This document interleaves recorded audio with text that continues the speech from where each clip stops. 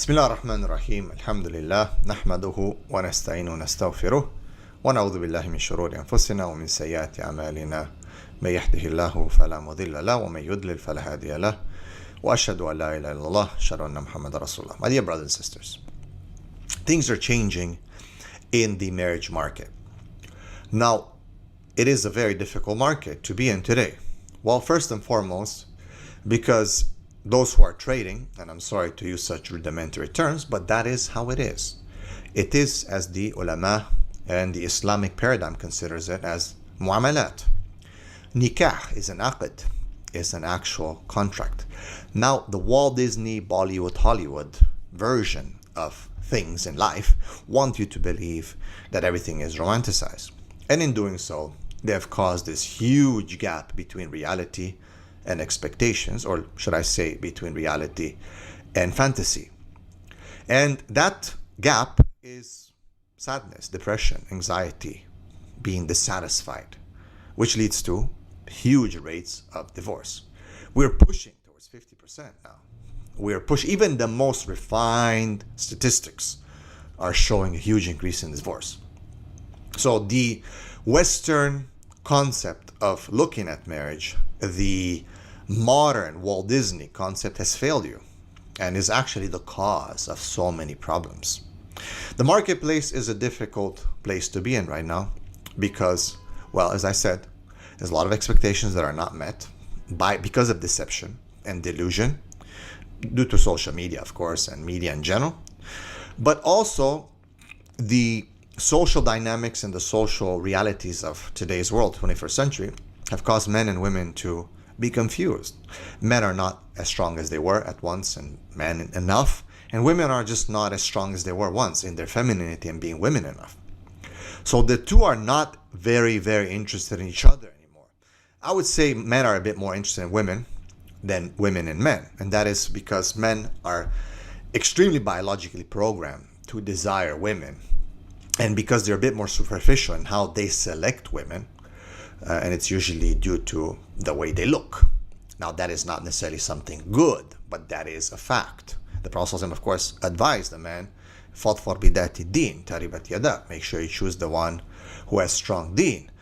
But the biological program of man and the need for intimacy is so deep that it makes men, well, jump the horse. Women are not as interested in men as they were at once. And even then, they were more interested in what the man can give them. Now, I'm not saying that women are not attracted to men at all, but definitely things have changed a lot. Also, to add to this, women are more interested right now in working and in making a career of themselves. So in doing so, they remove themselves from the marketplace, which causes, well, a lack of supply. There's not enough. There's a lot of demand, but not enough supply. There's not enough, a lot of women who are trying to get married. But what happened now is that more and more women are waking up very late. Because see, no matter how much education, propaganda for women to exit the marriage marketplace, you can change the hierarchy of society. You can change the gender roles, the societal constructs, but you cannot change the biological programming, i.e. the fitra that Allah has created in men and women. At the core, women do desire to be mothers. And at the core, men desire to be with women and to be fathers and to have a family. This is at the core.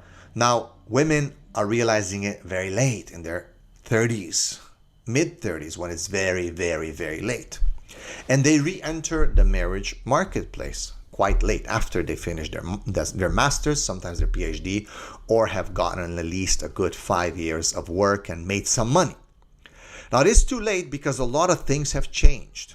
You have to understand, their behavior will change their cognition, as cognition can change behavior as well.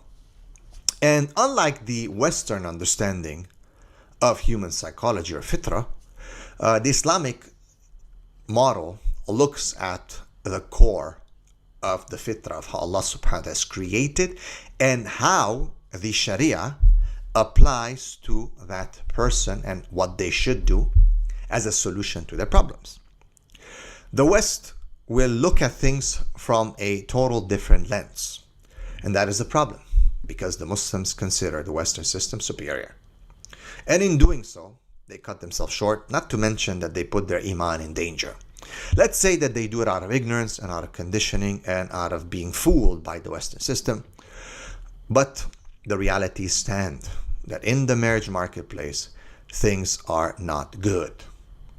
Now, what happens though is that women still, their fitrah, their biology is going to scream out, I need children. I need to get married. So now, a woman hits 30, 31, 32, 33, 34, 35, some 38. And finally, after their masters and PhDs, after 5 years of experience and making a decent amount of money, they finally, with a lot of excuses by the way as to what they do, they enter the marketplace with all these excuses saying that I had to take care of my parents, I had to do this, and I had to do that. And I'm not denying the fact that some women do have to, and they're forced to do that. It's not that they choose to. Again, the realities of the social dynamics and the marketplace are there. It is what it is. Whatever the reason was for them to be there, the outcomes of those choices will come with you throughout your whole life. So women now, being of course indoctrinated by feminism, they're at a crossroad where there's so many powers acting on them. There's the shame from the society that tells them, oh my God, you're going to be a mother, a housewife.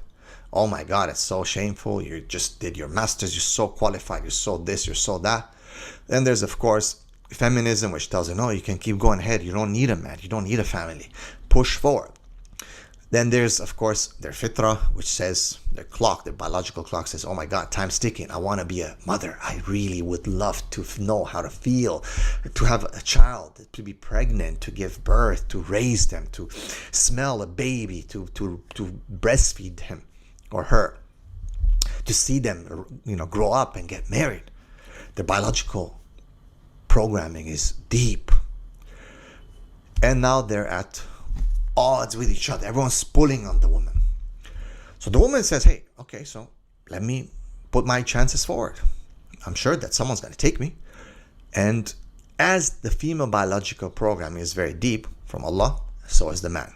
There are elements of society and things that are happening in society at the current moment that are going to influence those feelings, those emotions, those desires, those programs. But in the end, what matters the most is the fitrah. But you see, now the woman says, well, I'm 35. Why are men not? Men are horrible. They're bad men. But that's because they miss a fundamental point. No matter how much shaming you're going to put on a man, and no matter how much education you want to put around the fact that men are misogynistic and they value virginity and that they're so picky and we're going to talk about why men are picky in another video. In reality, you cannot force a man to have the same standards that you do. I.e., you cannot force upon a man to choose you for what you would choose yourself, or for what you would choose another man for yourself. And because men are programmed to resonate towards virginity, beauty, young age, they will usually prioritize those. Now, I'm not saying that there's no good women amongst the elder women. The Prophet also married Khadija. The Prophet also married Sauda. We always just reference Khadija, but he married Sauda. The bottom line is that men have it in themselves to lean towards younger virgin women. And now the woman gets angry. And what do they start doing? They start shaming and ridiculing and guilt-tripping men, that they're bad men for wanting a woman who's not her. Men don't care. It's not that men are afraid of like successful women or something like that. These are, again, just condemnations that come from the feminist ideology as explanations of why, but they're not real facts or reasons for why men reject them. But they're rational explanations that make themselves feel better. Oh, he doesn't like me because he's afraid of a strong woman. He can't handle a strong woman. Well, in reality, men just don't like that type of strength in women. It's not that they either afraid of success or of a successful woman, is that successful women usually are just not very young because they spend most of their lives pushing and learning and developing their success. And it takes time to succeed. And because men like younger women, they're not going to like a woman who's successful, not because of her success, because she's just 35, 40. And that's just a fact. No matter how much these women are going to shame this man, it's not going to change their programming. I'm telling you, look around. Even if you remove all these arguments, bottom line is, rationally thinking, you can't force your standards on a man. If a man wants to pick a blue car, he's going to pick a blue car no matter how much you, my sister, like pink cars or black cars. He's just not going to like. He's going to pick what he wants. And no amount of condemnation is going to change his mind, as you can see in the world. But here comes something interesting, brothers. And this is for the brothers. The sisters have now developed an understanding of what they can do to increase their value. And some of it is done and it's curated to increase their ability in the marriage marketplace. Namely, it is them lying about themselves, lying about their virginity.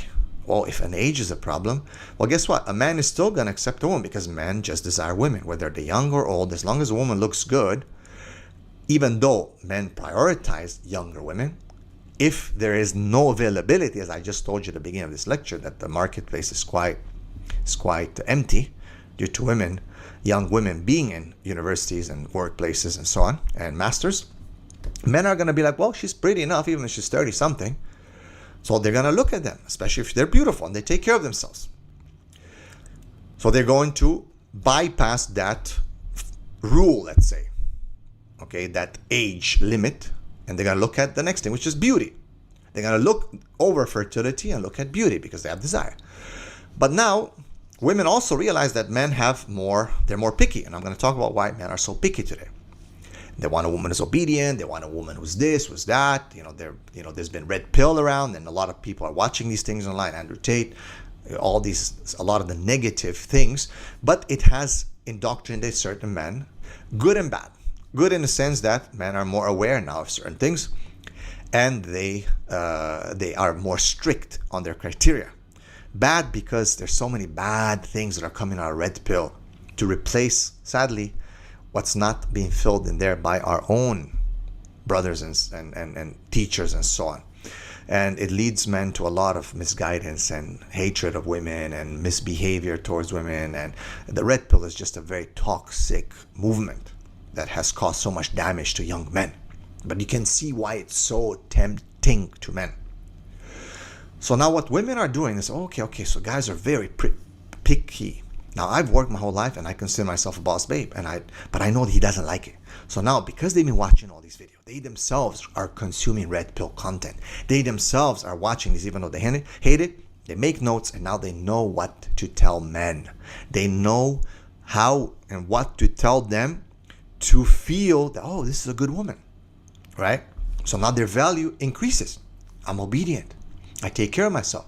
I will do this for you. I'll cook and clean and stay at home and not work and all the things that men want to hear.